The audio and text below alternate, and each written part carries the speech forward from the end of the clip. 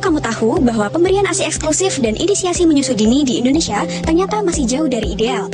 Menurut data Riset Kesehatan Dasar atau Riskedas pada tahun 2021, sebanyak 52,5% atau hanya setengah dari 2,3 juta bayi di Indonesia yang kurang dari 6 bulan mendapatkan ASI eksklusif mengalami penurunan dari angka 12% pada angka di tahun 2019. Menurut WHO, inisiasi menyusui dini atau IMD adalah proses meletakkan bayi yang baru lahir di dada seorang ibu dan membiarkannya menyusu setelah waktu jam pertama kelahiran.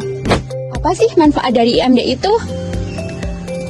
Bagi si bayi, manfaat yang pertama, zat-zat gizi lengkap dan dibutuhkan oleh bayi. Yang kedua, mudah dicerna dan efisien digunakan oleh tubuh bayi. Yang ketiga, kolostrum ini sangat penting melindungi bayi dari berbagai infeksi. Inisiasi menyusui dini tidak hanya bermanfaat bagi si bayi, akan tetapi memiliki berbagai manfaat bagi si ibu. Apa sih manfaat itu?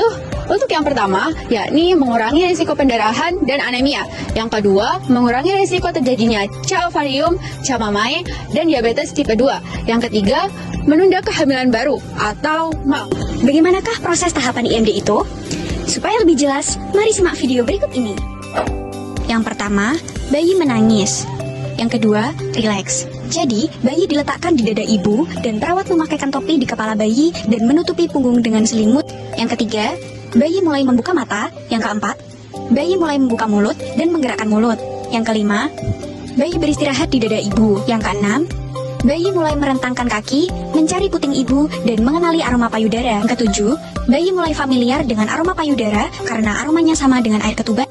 Meski sangat dianjurkan, pelaksanaan IMD masih menghadapi sejumlah tantangan. Di antaranya, yang pertama, kurangnya pengetahuan tenaga kesehatan akan pentingnya dan cara pelaksanaan IMD.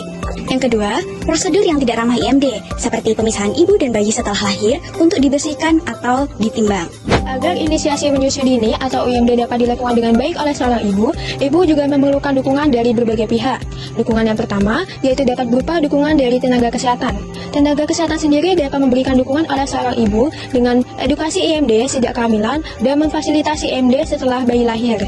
Dukungan yang kedua yang diberikan kepada ibu dapat berupa dari dukungan keluarga, baik dari suami, mertua, atau orang tua dari ibu sendiri. Nah, dukungan keluarga sendiri berperan penting dalam mendorong dan mendukung proses IMD saat ibu menyusui. Dukungan yang ketiga yaitu dapat pendidikan saat antenatal care.